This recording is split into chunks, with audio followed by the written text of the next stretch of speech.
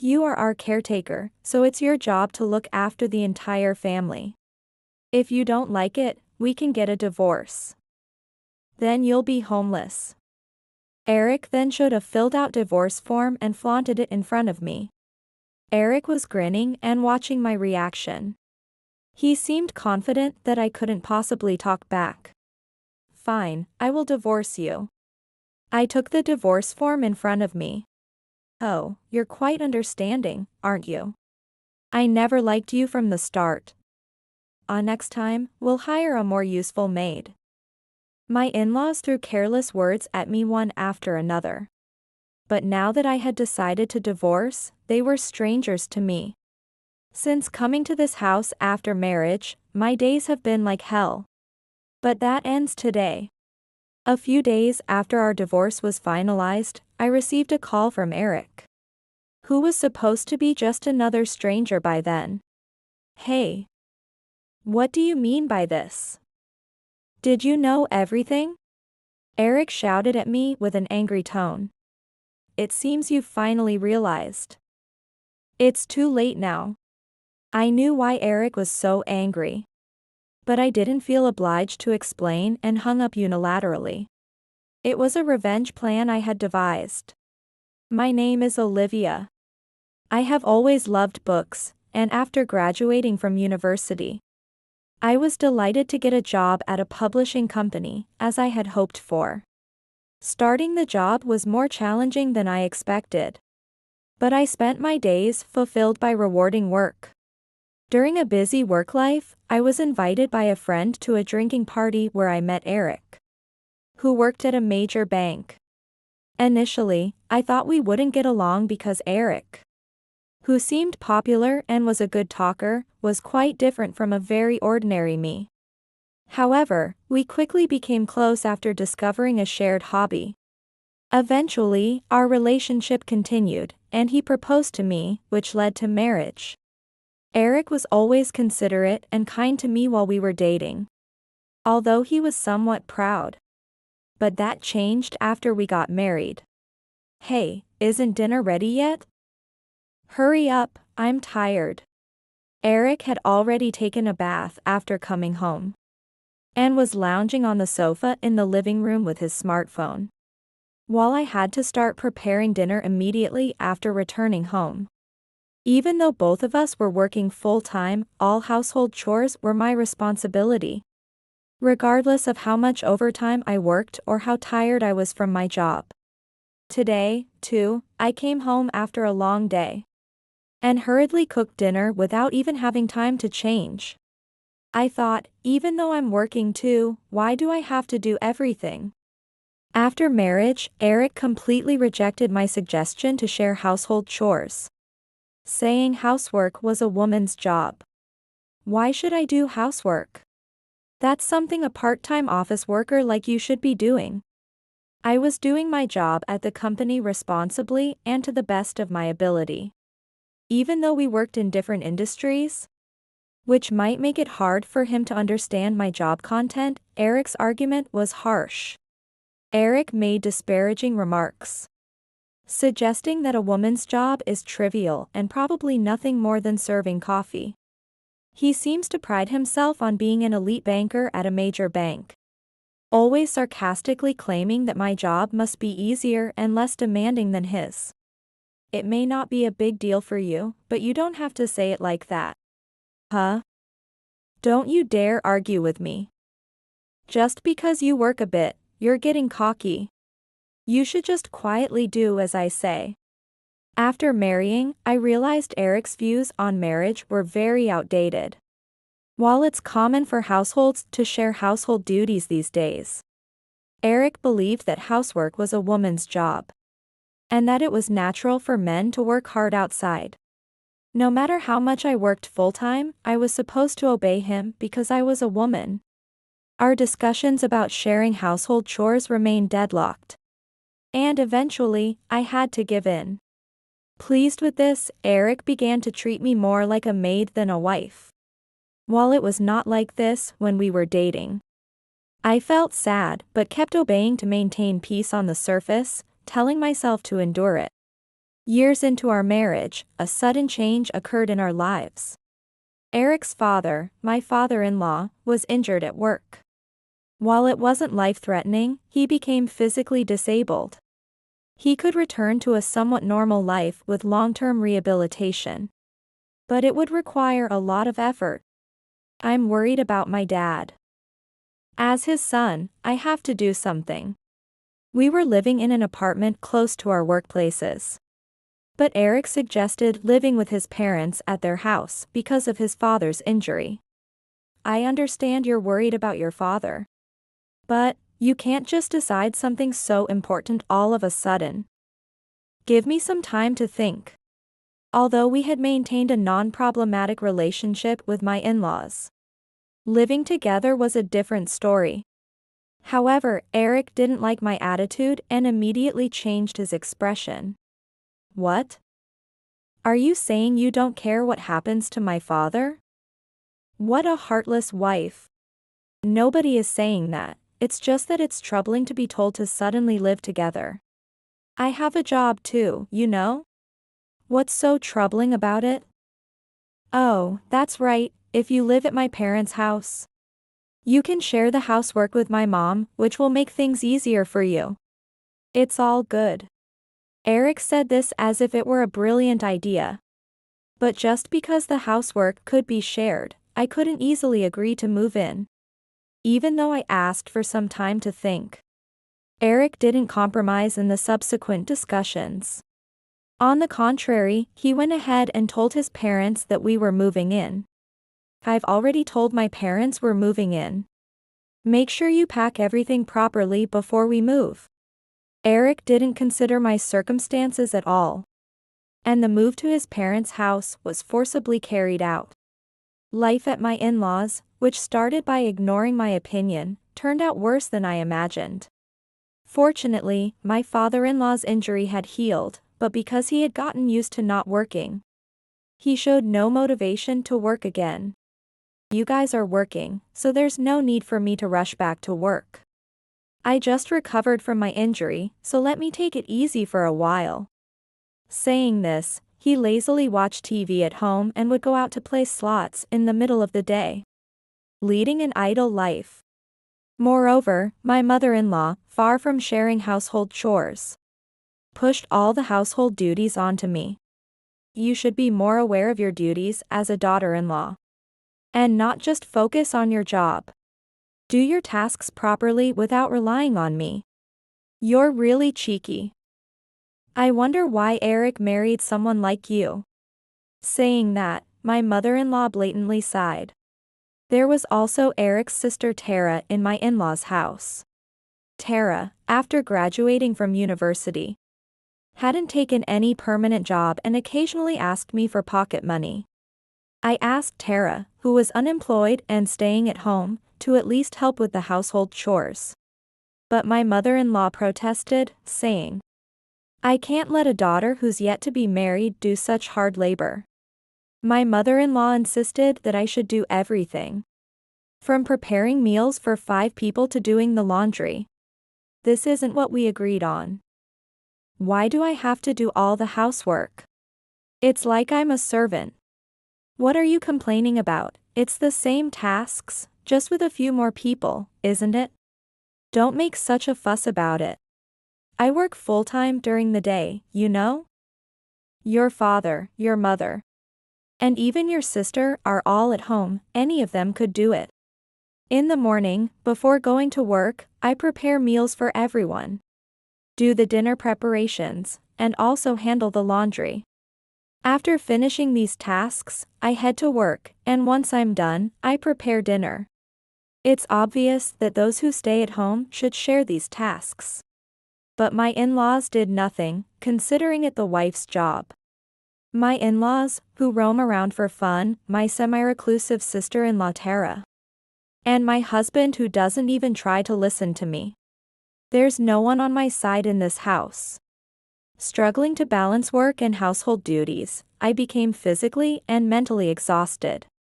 Amidst this, an incident that would push me to rock bottom occurred. It happened when I was cleaning the car, mainly used by Eric.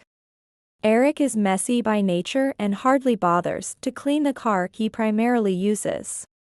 If left alone, it would become filled with trash, so I regularly cleaned the inside of the car.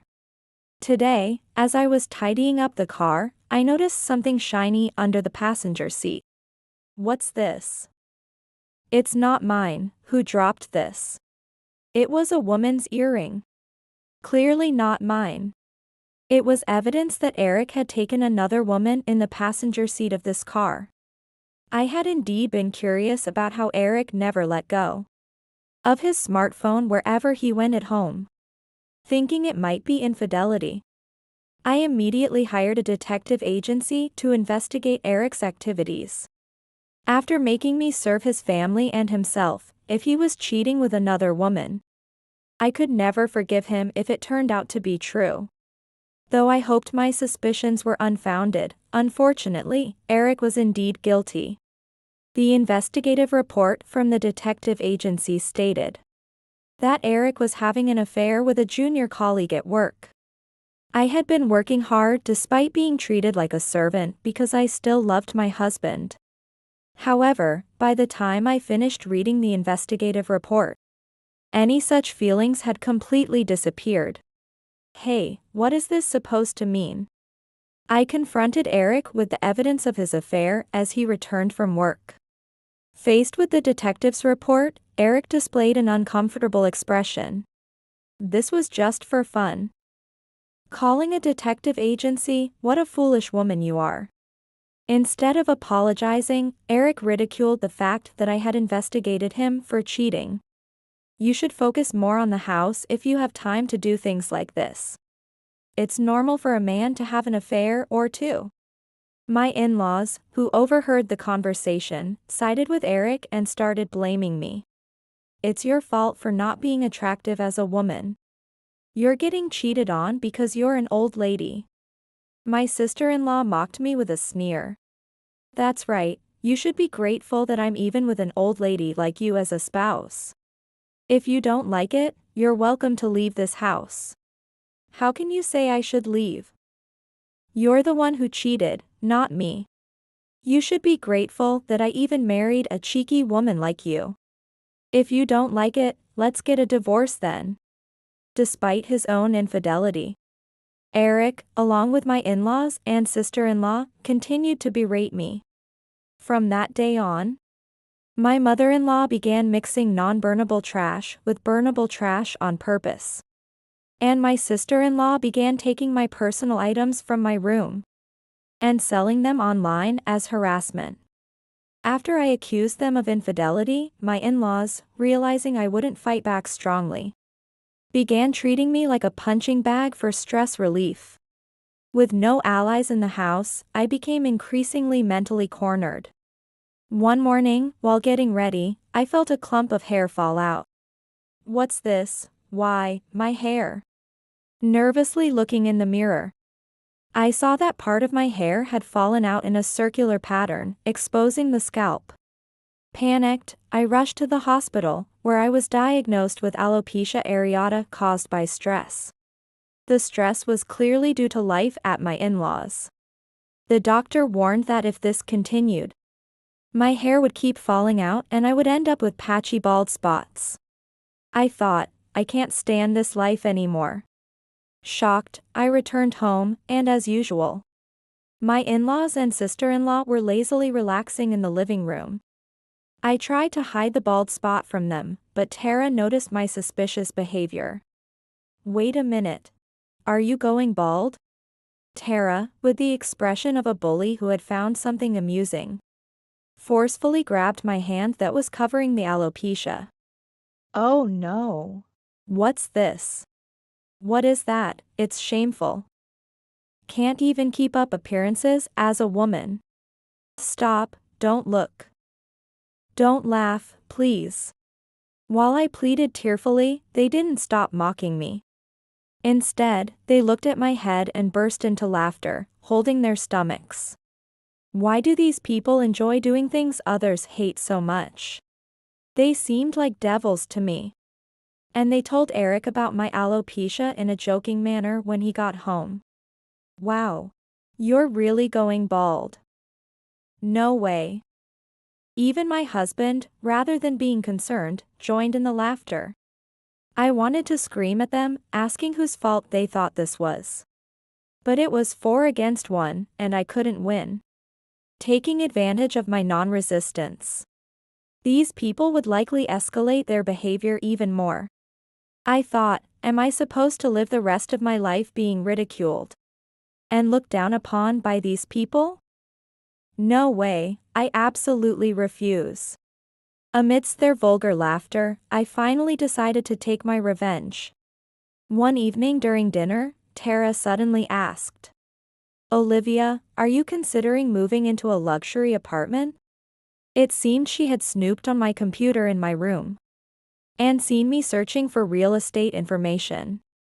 Despite thinking how tactless she was, I nodded, yes. Eric had always expressed a desire to move into a luxury apartment in the city someday. It was a typical wish for someone as prideful and ostentatious as Eric. My in-laws' house was quite old and far from being called clean. Despite starting to live there, Eric seemed to be fed up with the discomfort of the house. And when I suggested moving to an apartment soon, he happily engaged in the conversation. Dad is fully healed now, so it's probably fine for us to move out soon. None of my peers live in a high-rise luxury apartment, they'll surely be jealous. Imagining himself living in the luxury apartment, Eric said this with a dreamy look on his face. I thought, this will free me from those in-laws and Tara. With that thought, I enthusiastically began searching for the apartment that Eric desired. Things progressed smoothly. And after completing the purchase of the apartment and while preparing for the move, Eric suddenly asked Tara, "Hey, Tara, do you want to live in the apartment with us?" Really? Can I? Of course, we're family. And of course, Mom and Dad are coming too. The new place has plenty of space and rooms, so no need to hold back. Oh, what a filial son. I'm so happy. Tears welled up in her eyes as she was moved by Eric's words. I wasn't informed about living together. As the conversation proceeded without my input, I once again felt ignored and snapped at Eric. Really, you're still saying that? You're supposed to take care of us, so it's obvious we'd all live together. If you don't like it, we can get a divorce. Then you'll be homeless. Here. From somewhere, Eric brought a filled-out divorce form and fluttered it in front of me. He grinned and watched my reaction, confident that I couldn't retaliate. Fine, I will divorce you. I took the divorce form in front of me. Eric, surprised by my response, widened his eyes. Bluffing, huh? Are you really okay with this? Yes, since I'm so disliked, there's no need to live together anymore. Oh, you're quite understanding, aren't you? That's right, I never liked you from the start. Eric, you'll find a more wonderful woman immediately after the divorce. Lucky.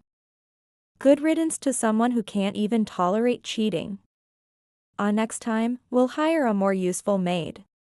My in-laws continued to throw insensitive remarks my way. But now that I had decided to divorce, they were strangers to me. I'm fed up with serving people as self-indulgent as you. Enjoy living with your family. Are you just sore about losing?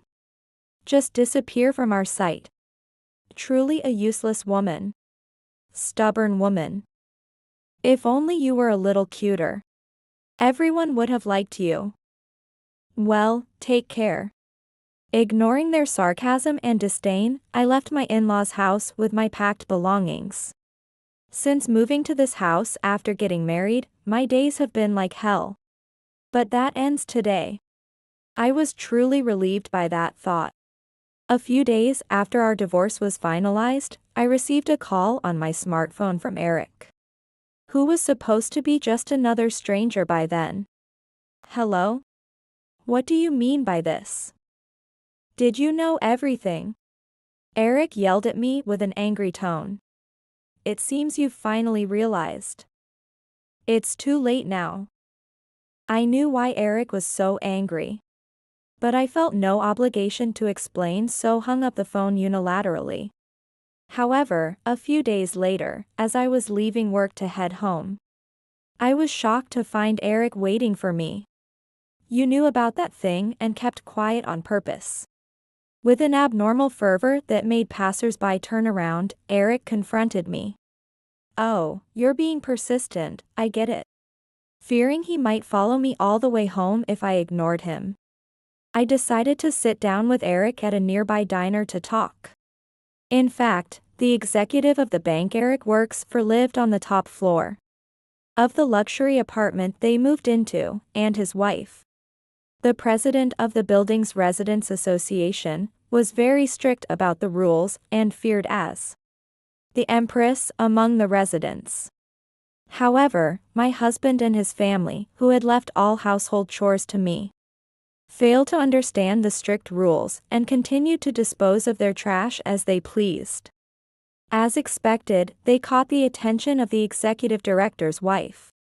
They were lectured in front of other residents daily, shredding my mother-in-law's pride. Tara reportedly became so distressed that she lost weight rapidly, unable to eat.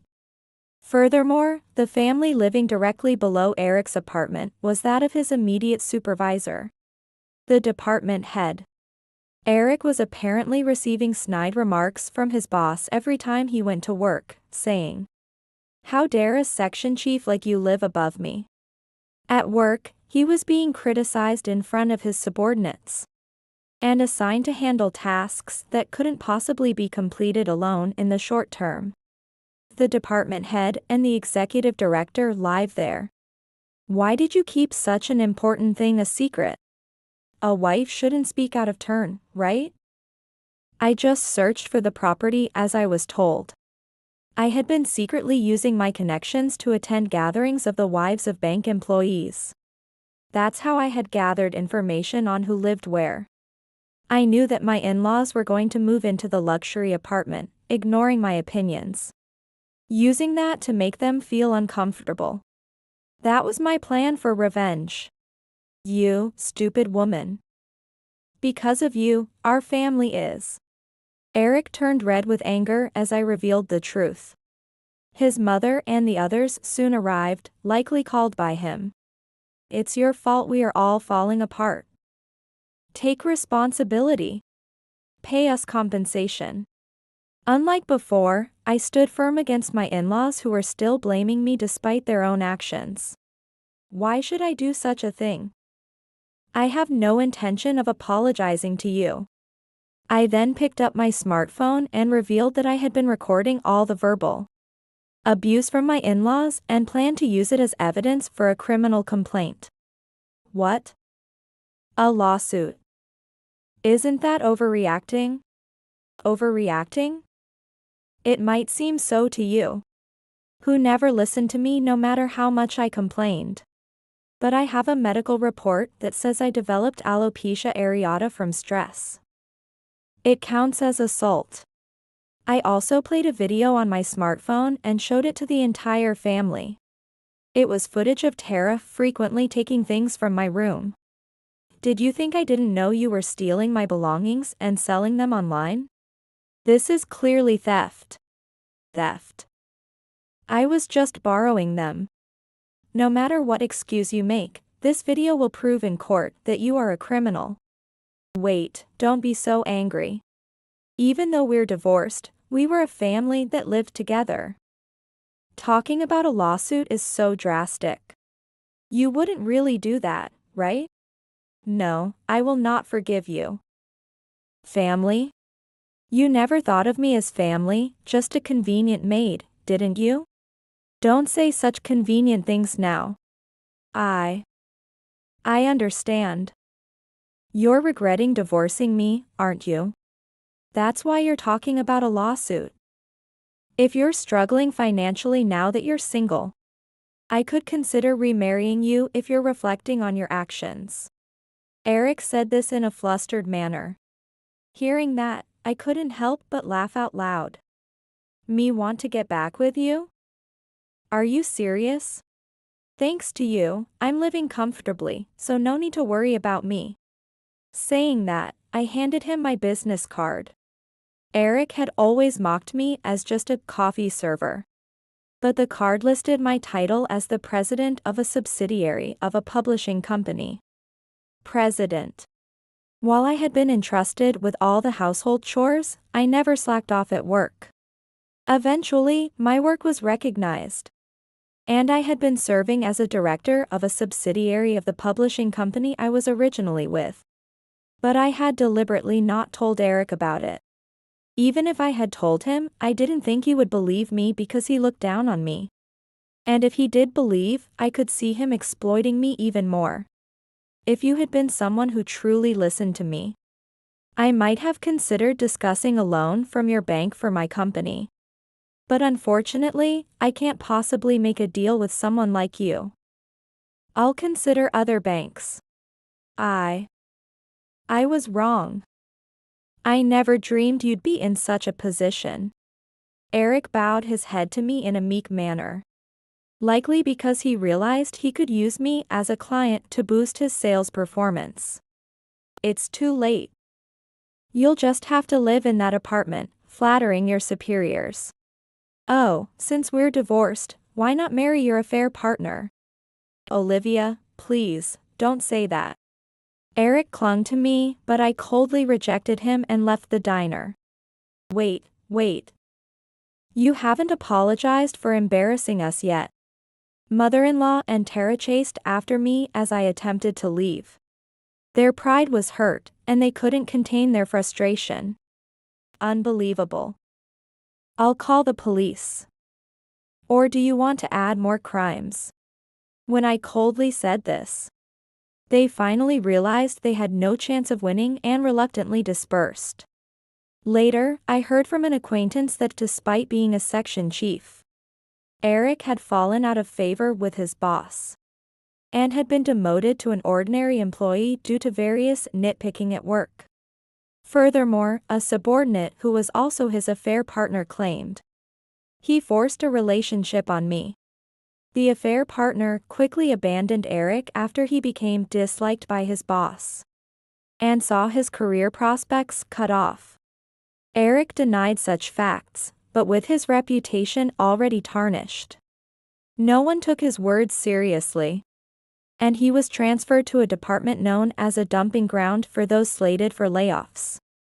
The former elite banker was now burdened with changing light bulbs and cleaning toilets. A humiliation unbearable for the proud Eric. Eric is considering changing jobs, but he is prevented from quitting by his mother, who keeps asking, "What about the mortgage on the apartment?"